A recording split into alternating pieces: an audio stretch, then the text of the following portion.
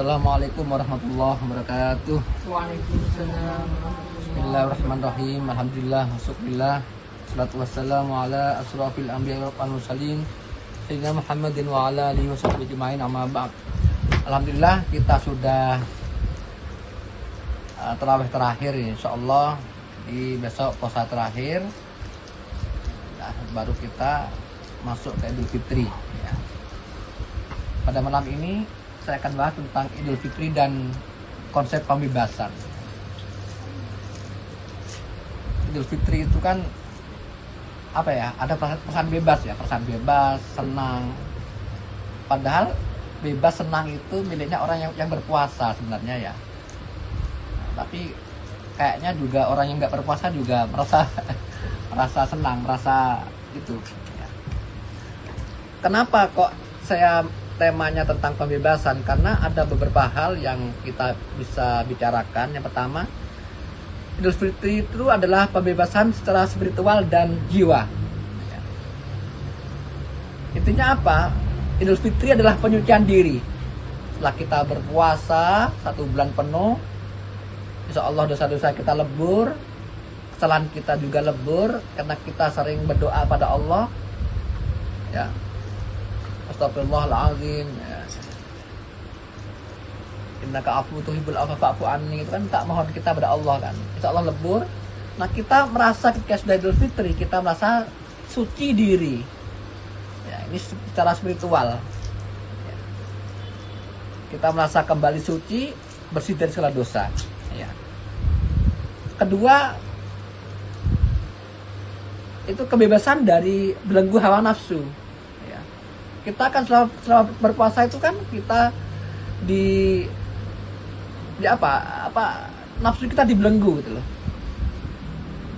nafsu yang tidak baik ya, nafsu apa keduniawian juga dibelenggu ya. Harus sederhana, harus apa ya, menjaga mulut, menjaga mata dan sebagainya. Jadi kita merasa bahwa dengan Idul Fitri ya, kita merasa bahwa belenggu itu insya Allah kita bisa bebaskan ya, bebaskan tapi tetap dalam koridor syariah seperti itu. Juga ada pemutihan citra diri ya, menjadi pribadi yang lebih baik. Maka banyak orang yang merasa kehilangan ketika Ramadan telah pergi. Pertanyaannya adalah, bisakah kita itu meramadankan bulan-bulan setelah Ramadan? Ya, contoh nih, sholat tarawih dianggap sholat malam. Bisa nggak kita kira-kira setelah Ramadan ini bisa sholat malam gitu loh?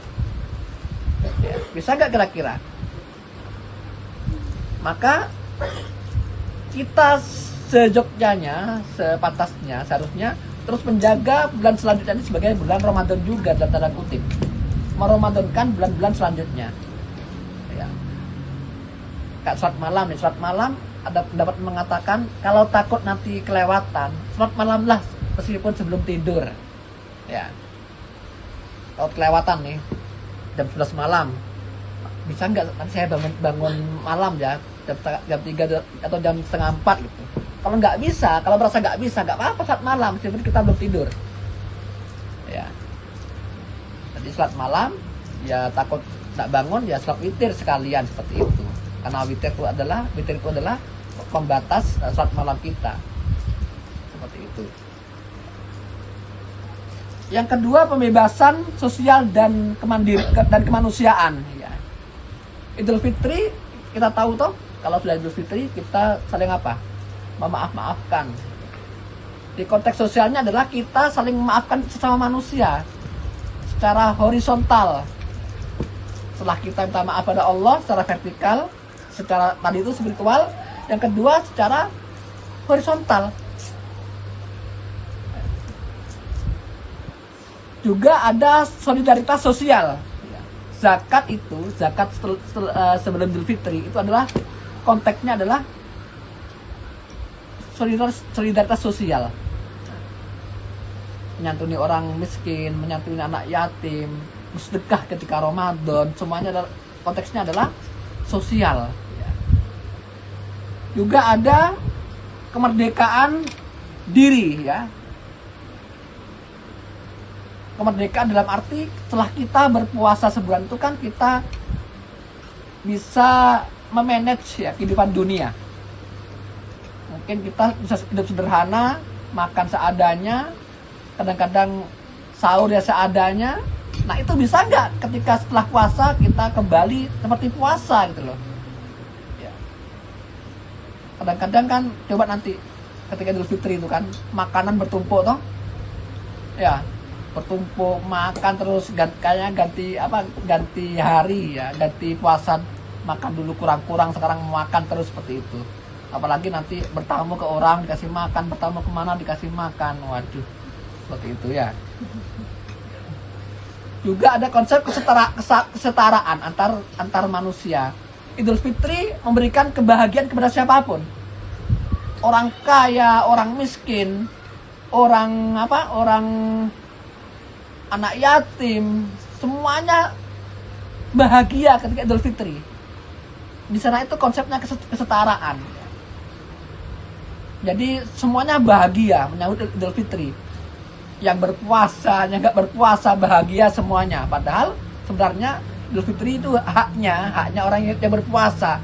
Orang yang nggak berpuasa ngapain ikut Idul Fitri itu loh, ya. Tapi semuanya oleh Allah diberikan kesetaraan. Inilah kelebihannya Idul Fitri seperti itu. Ya.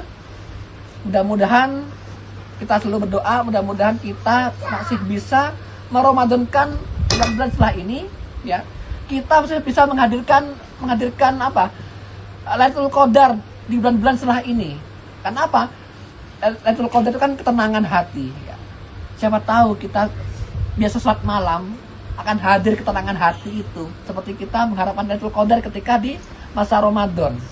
Seperti itu. Mudah-mudahan ke sana arahnya.